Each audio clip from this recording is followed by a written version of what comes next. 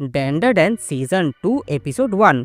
तो पिछले एपिसोड में हम लोगों ने देखा था कि मोमो और ओकारुन जीजी के घर का भूत भगाने आते हैं, लेकिन मोमो को यहाँ कोई भूत नहीं मिलता।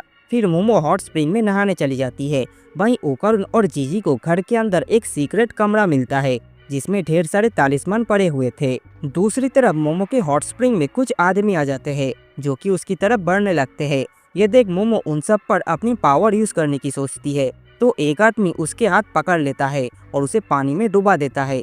पर तभी उस आदमी को पानी का एक धार आके लगती है जिससे वो मोमो को छोड़ देता है। ये देख मोमो यहाँ से भागने की कोशिश करती है और तभी उन सब पर लकड़ी की एक फेंस आके गिरती है जिससे वो सभी वहाँ पर फंस जाते हैं। एक आदमी फिर भी मोमो की टांग पकड़ लेता है तो उसके ऊपर घर की पूरी दीवार आ गिरती है। ये सब असल में टर्बो ग्रैनी ने किया था, जो खुद भी हॉट स्प्रिंग में बैठी हुई थी। मोमो उससे पूछती है कि वो यहाँ पर कैसे आ गई, तो टर्बो बताती है कि जब उसने सेइको को हॉट स्प्रिंग वाली जगह के बारे में बात करते हुए सुना था, तब वो भी चुपके से मोमो के बैग में आकर छुप गई थी और इनके साथ यहाँ पर आ गई।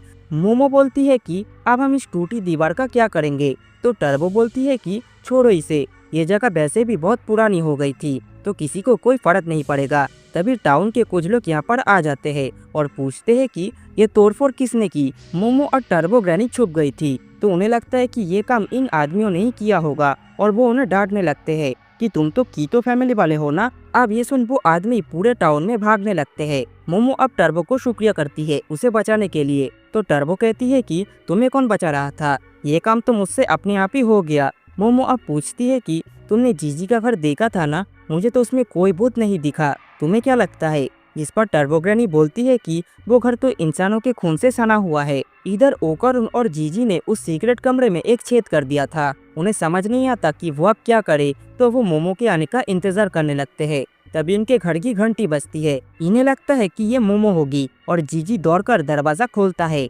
लेकिन ये तो 5 डरावनी देखने वाली औरत थी। ये सब अंदर आके यहाँ पर खाने की पार्टी करने लगते हैं। नाकी नाम की औरत जीजी को भी उन्हें ज्वाइन करने को बोलती है, लेकिन वो मना कर देता है। इस पर नाकी कहती है कि शाबाश, ऐसे ही डिसिप्लिन में रहा करो, मैं इतनी अच्छी हूँ कि तुमसे इस घर का रेंट भी नहीं लेती हूँ क्योंकि तुम्हारे पेरेंट्स हॉस्पिटल में है, वरना तुम सड़क पर धक्के खा रहे होते, तो तुम्हें हमारा शुक्रगुजार होना चाहिए।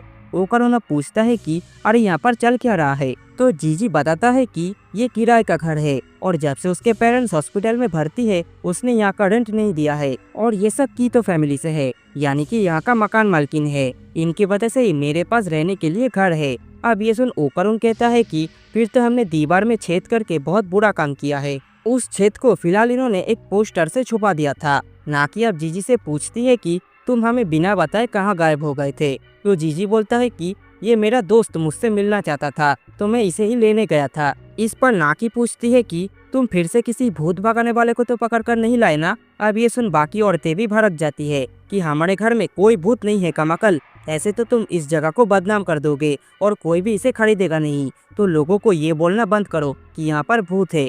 इस पर जीजी बोलता है कि अरे ऐसा कुछ नहीं है, ये चश्मे से आपको भूत भगाने वाला लगता है क्या, उन बाकी लोगों ने तो मुझे बुद्धू बना दिया था। ना कि अब अपनी बंदूक निकल कर कहती है कि तुम जानते हो ना कि मेरे पास हंटर लाइसेंस है और जंगल में तो हादसे होते रहते हैं। जैसे मैं किसी भालू का शिकार कर रही थी और अचानक ही एक आदमी गोली के सामने आ गया। ये सुन जीजी बोलता है कि आंटी जी थोड़ा ठंड रखो, आपके पास हंटर लाइसेंस हो तो भी इंसानों की तरफ गन पॉइंट करना इलीगल है। और उसके इतना कहते ही एक पुलिस वाला यहाँ आ जाता है, उसके साथ कीतो फैमिली के सारे आदमी भी थे। वो कहते हैं कि टाउन के लोग हमारे पीछे पड़ गए थे, वो तो ऑफिसर शुरू ने आकर हमें बचा लिया, शायद ये पुलिस वाला भी इनसे मिला हुआ था, क्योंकि एक औरत उससे कहती है कि हमारी फैमिली में से कोई भी अरेस्ट हुआ तो इसमें गलती तुम्हारी होगी। अब एक आदमी जीजी से पूछता है कि वो कहाँ गया था, तो जीजी बताता है कि मैं अपने दोस्त को लाने गया था। वो आदमी अब कहता है कि झूठ मत बोलो, मुझे झूठ बोलने वालों से नफरत है। इस पर जीजी कहता है कि ओकारुन मेरा बेस्ट फ्रेंड है और वो यहाँ पर आना चाहता था। वो आदमी अब ओकारुन से पूछता है कि जीजी का फेवरेट फुटबॉल टीम कौन सी है, तुम तो उसके दोस्त हो तो तुम्हें पता ही होगा, और अगर तुम जीजी का दोस्त नहीं हो तो मुझे पूछना पड़ेगा कि जीजी तुम्हें यहाँ पर क्यों लाया है। ओकारुन अब टीम का नाम बता देता है जो कि सही था और इन्हें यकीन हो जाता है कि ओकारुन जीजी का दोस्त थे। असल में जो पोस्टर इन्होंने दीवार पे लगाया था उस टीम का नाम ही ओकारुन ने बोल दिया। नाकिया पूछती है कि तुम लोगों के साथ तो एक लड़की भी थी ना, वो कब वापस आएगी। इस पर जीजी बोलता है कि कौन सी लड़की, जिससे ये लोग समझ जाते हैं कि जीजी उनसे झूठ बोल रहा है। भाई इधर मोमो सूचिनोको का श्राइन विजिट करने जाती है, जहाँ एक आदमी सर के बल खड़ा था। इसका नाम मानजीरो है और वो बोट्यूब के लिए वीडियो बना रहा था। वो दरवाजा खोलकर मोमो को श्राइन दिखाने लगता है। मोमो बोलती है कि तुम श्राइन ऐसे ही सबको दिखा देते हो। तो मानजीरो कहता है कि इसे देखने के लिए कोई पैसे भी नहीं देगा, काश मैं एक बड़ा बोट्यूबर बन जाऊं। मोमो अब सूचिनोको का श्राइन देखने अंदर जाती है तो अंदर एक सड़े हुए सांप की केंचुली पड़ी थी, जिसे देख मोमो डिसअपॉइंट हो जाती है कि ये तो कहीं से भी विशालकाय सार्पेंट की लाश नहीं लगती। मानजीरो कहता है कि जो है यही है। यहाँ की लोक कथाओं की माने तो यहाँ पर विशालकाय सांप को पूजा जाता है और ऐसा कहा जाता है कि वो सांप यहाँ की ज्वालामुखी में रहता है और जब उसे भूख लगेगी तो ज्वालामुखी फट जाएगी। उस समय गांव के लोग बच्चे की बलि दिया करते थे जायंट सांप की भूख मिटाने के लिए, और ऐसा करते हुए 200 साल से ज्वालामुखी नहीं फटा है और उसकी वजह से हमें ढेर सारे हॉट स्प्रिंग भी तोहफे में मिले हैं।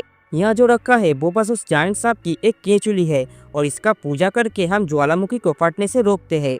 मोमो पूछती है कि तो फिर सूचिनोको वाली बात?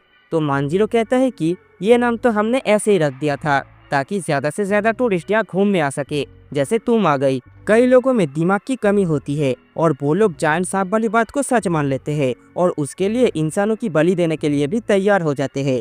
इसीलिए मैं यहाँ आने वाले सबको सच बताता हूँ ताकि आज की पीढ़ी ऐसा कोई पाप ना करे। वैसे तो मैं सच में एक बोट्यूबर बनना चाहता हूँ। अब मोमो कहती है कि तो फिर तुम ये कहानी बोट्यूब पे क्यों नहीं डाल देते? जो सुन मानजीरो हैरान हो जाता है कि ये आइडिया उसे पहले क्यों नहीं आया। मोमो अब वापस जाने लगती है और सोचती है कि मतलब कोई सूचिनोको है ही नहीं। ओकारुन ये सुनकर बहुत डिसअपॉइंट होगा, पर उसे ये बड़े सांप वाली स्टोरी जरूर अच्छी लगेगी। मोमो अब वापस घर आ जाती है और सोचती है कि अब तक तो जीजी और ओकारुन में अच्छी दोस्ती हो गई होगी। अब जैसे ही वो गेट खोलती है तो देखती है कि ओकारुन और जीजी जमीन पर बेहोश पड़े थे और उनके आसपास वो कीतो फैमिली के मर्द और औरत खड़े थे। मोमो को देखकर नाकी बोलती है कि चलो तीसरी बलि भी आ गई, अब फेस्टिवल शुरू करते हैं। एक आदमी अब मोमो को पकड़ने आता है तो मोमो अपनी पावर का यूज करके खुद को बचाती है और उसके सिर पर एक जोरदार लात मारती है। फिर वो एक आदमी के मुंह पर खाने का टेबल भी दे मारती है और उसके गोटियां भी फोड़ देती है।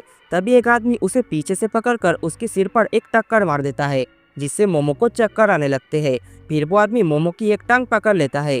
तभी टर्बो ग्रैनी बैग में से बाहर निकलकर उस आदमी को डरा देती है, जिससे उसका माथा फूट जाता है। टर्बो ग्रैनी बोलती है कि मेरी नींद किसने खराब कर दी और ये सुअर जैसे दिखने वाले लोग कौन है? इस पर मोमो कहती है कि उसे भी नहीं पता और वो उन सबको घर से बाहर जाने को कहती है। तभी नाकी भाग कर आती है और मोमो को एक जोरदार लात मारती है। वो कुंफू कराटे में चैंपियन लग रही थी और उसकी स्पीड बहुत ज्यादा थी। मोमो उसके ऊपर सोफा फेंकने की कोशिश करती है पर वो उससे भी बच जाती है। मोमो उसके ऊपर कुछ भी फेंके उससे उस पर कोई असर ही नहीं हो रहा था। वो अब मोमो को एक जोरदार मुक्का मारती है, जिससे मोमो उस छेद में से होते हुए सीक्रेट कमरे के अंदर जा गिरती है। बाकी फैमिली वाले नाकी के लिए ताली बजाने लगते हैं कि हमारी फैमिली में मॉम ही सबसे स्ट्रांग है। नाकी पूछती है कि ये लड़की आखिर है कौन और ये पावर्स का भी इस्तेमाल कर रही थी। इधर मोमो भी पूछती है कि ये औरत कौन है, तो टर्बो बोलती है कि वो बस एक पावरफुल बुढ़िया है। इस पर मोमो कहती है कि ऐसी कोई चीज होती ही नहीं। तो टर्बो कहती है एक तो तुम्हारे घर में ही है। अब एक आदमी बोलता है कि मॉम उसकी बिल्ली तो बात कर रही है। इधर मोमो सोचने लगती है कि ये अजीब सा कमरा आखिर है क्या, यहाँ कितनी बदबू है। नाकी सोचने लगती है कि ये लड़की आखिर कौन है, ये तो भूत भगाने वाली भी नहीं लगती। वो अब मोमो से कहती है कि अगर तुम हमारे रास्ते में आओगे तो इसका मतलब ये होगा कि तुम इस गांव की तबाही चाहते हो। कीतो फैमिली ने इस गांव को सदियों से बचा कर रखा है क्योंकि हमने जायंट सांप को पिछले 200 साल से बलि देते आए हैं, जिसकी वजह से वो ज्वालामुखी आज तक नहीं फटा और महान सांप ने हमें हॉट स्प्रिंग भी तोहफे में दिया, जिससे तुम बाहर के लोग यहाँ आराम करने आते हो। अगर कीतो फैमिली नहीं होता तो ज्वालामुखी इस गाँव को निकल गया होता। इस पर मोमो कहती है कि यानी तुमने यहाँ पर लोगों की बलि दी है। नाकी अब बोलती है कि हाँ, इस जगह पर ही पहले बलि दी जाती थी। टाइम के साथ यहाँ पर एक घर बन गया, लेकिन बलि देने की जगह अब भी यही है और हम कीतो फैमिली बलि देने के लिए लोगों को इस घर में बुलाते हैं और फिर उन्हें महान सरपेंट के सामने कुर्बान कर देते हैं। मोमो समझ जाती है कि शायद जीजी के पेरेंट्स को भी इन लोगों ने ही बलि चढ़ा दी। नाकी आगे कहती है कि अच्छा हुआ हमें 3 लोग मिल गए, आजकल बलि देने के लिए लोग ढूंढना काफी मुश्किल हो गया है। अब अचानक मोमो के पैरों तले जमीन खिसकने लगती है और ऐसा लग रहा था जैसे वो कमरा उसे खा रहा हो। नाकी बोलती है कि लगता है महान सरपेंट को ज्यादा भूख लगी है। मोमो अब अपनी पावर का यूज करके यहाँ से निकलने की कोशिश करती है, तो वो लोग धक्का मार के उसे वापस अंदर गिरा देते हैं कि हम तुम्हें यहाँ से बाहर जाने नहीं देंगे और तुम महान सरपेंट के पेट के अंदर जाओगी। मोमो फिर से कमरे के अंदर धंसने लगती है। तभी ओकरुन और जीजी सोफा उठाकर उन लोगों पर पटक देता है और ओकरुन हाथ देकर मोमो को बाहर खींचने की कोशिश करता है, लेकिन सोफे के साथ वो दोनों और कीतो फैमिली के सारे लोग भी उस कमरे के अंदर आ गिरते हैं। वो कमरा अब बहुत ही ज्यादा बड़ा हो गया था और उसके अंदर ढेर सारे घर आ गए थे। जीजी एक घर से लटका हुआ था और फिर वो वहाँ से नीचे गिरता है। असल में वो उस जायंट सरपेंट के ऊपर जा गिरा था जो अब निकलकर बाहर आता है और उसके इंसानों जैसे दांत थे। कीतो फैमिली अब उसकी जय जयकार करने लगते हैं कि आपकी दर्शन करके हम बहुत खुश हुए और एक पोज में सभी लोग खड़े हो जाते हैं ताकि वो सरपेंट इन्हें भी ना खा ले। ना कि अब कहती है कि हम इन तीनों को आपके पास बलि देने लाए हैं। ये सब देखकर मोमो बोलती है कि यानी कि वो कहानियाँ सच थी, यहाँ पर जायंट सरपेंट है। टर्बो ग्रैनी बोलती है कि वो कूड़ा गाड़ी है और ओकरुन को याद आता है कि कूड़ा गाड़ी तो बड़े से कीचुए को बोलते हैं। ट्रेन में उसने पढ़ा था कि ये कीचुए इंसान खाते हैं और गोबी डेजर्ट में रहते हैं, पर उसे लगा था कि ये 2 से 4 फीट लंबे होते हैं, लेकिन ये तो बहुत बड़ा है। मोमो कहती है कि यानी ये लोग पिछले 200 साल से एक कीचुए को बलि दे रहे हैं। वो बाकी सबको भी बताती है कि जिसकी तुम पूजा कर रहे हो वो कोई गॉड नहीं है बल्कि एक इंसान खाने वाला केचुआ है, पर वो लोग उसकी नहीं सुनते और वहाँ पर नाच गाना करने लगते हैं और तभी वो केचुआ एक झटके में उन सबको खा जाता है। इन तीनों को समझ नहीं आता कि वो अब क्या करेंगे। इतने बड़े जीव को तो ये लोग हरा भी नहीं सकते। फिलहाल वो छुपने के लिए एक घर के अंदर चले जाते हैं। अंदर जाते ही वो लोग अपने कान पकड़ लेते हैं और ओकरुन टर्बो ग्रैनी में ट्रांसफॉर्म हो जाता है और जीजी को खाने के लिए उसकी तरफ बढ़ने लगता है। और इसी के साथ ये वाला एपिसोड भी यहीं पर खत्म हो जाती है। तो दोस्तों आज का ये वाला एपिसोड आप सभी को कैसा लगा कमेंट बॉक्स में ज़रूर बताना और वीडियो पसंद आए तो लाइक एंड शेयर ज़रूर कर देना। चैनल पर नए हो तो सब्सक्राइब करके बेल आइकन को भी दबा देना। मैं मिलता हूँ आप लोगों से अगली बार, तब तक के लिए गुड बाय।